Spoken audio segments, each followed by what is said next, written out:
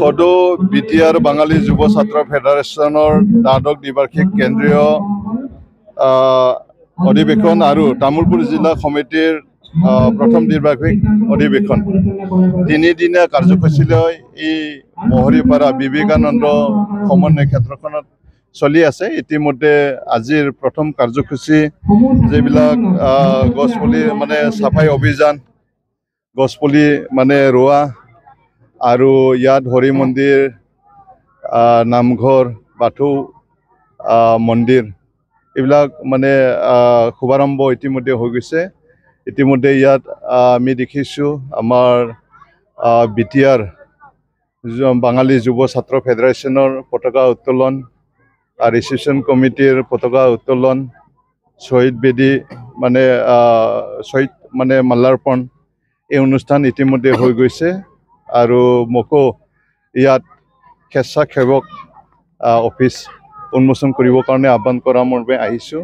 ইয়াত আহি ভাল লাগিছে। ইয়াত বিটিআৰ বাঙালী যুৱ ছাত্ৰ ফেডাৰেশ্যনৰ সভাপতিকে প্ৰমুখে বিভিন্ন বিষয় কৰ্মকৰ্তা, তামুলপুৰ জিলা বাঙালী যুৱ ফেডাৰেশ্যনৰ সভাপতি সম্পাদক প্ৰমুখে সকলো মানে নেতা কৰ্মীক পাই, অভ্যৰ্থনা কমিটিৰ সভাপতি সম্পাদক সকলোকে পাই ইয়াত ভাল লাগিছে। আৰু বাঙালী জাতি এটা চিভিলাইজ জাতি হয়। এই জাতিত আমাৰ ভাৰতবৰ্ষৰ আমি দেখিছোঁ নেতাজী সুভাষ চন্দ্ৰ বোস আজাদ হিন্দ ফৌজ সৃষ্টিকাৰী।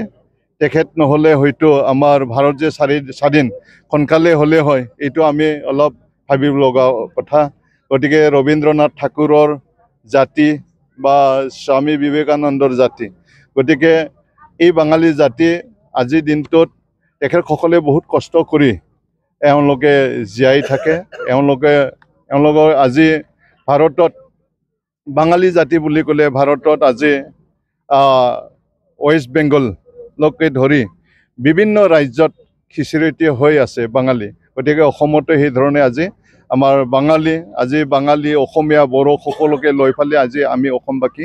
গতিকে আজি ইয়াত যিটো মানে বাঙালী যুৱ ফেডাৰেশ্যনৰ ইয়াত মানে তিনিদিনীয়া কাৰ্যসূচীলৈ যে অনুষ্ঠান এওঁলোকে কনফাৰেঞ্চ পাতিছে, ইয়াত শুভাৰম্ভণিতে ইয়াত মানে সমন্বয় ঠিক ৰাখিবৰ কাৰণে ইয়াত বাথৌ মন্দিৰ, হৰি মন্দিৰ, নামঘৰ এওঁলোকে ইয়াত সজাইছে আৰু এইটোকে আজি শুভ উন্মোচন কাৰ্যসূচী হৈ গ'ল।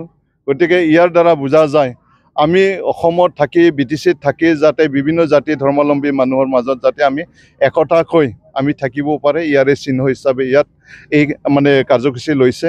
গতিকে তিনিদিনীয়া যিটো কাৰ্যসূচী, এই কাৰ্যসূচীত মুখ্য অতিথিকে ধৰি অসমৰ মাননীয় মুখ্যমন্ত্ৰী হিমন্ত বিশ্ব শৰ্মা ডাঙৰীয়াকো ইয়াতে আমন্ত্ৰণ কৰা হৈছে। নিশ্চয় তেখেতে আহিব। গতিকে সকলো যি কাৰ্যসূচী এইটো যাতে সুচাৰুৰূপে ডিচিপ্লিনভাৱে চলি যায় এইখিনি কামনা কৰিছোঁ। ধন্যবাদ।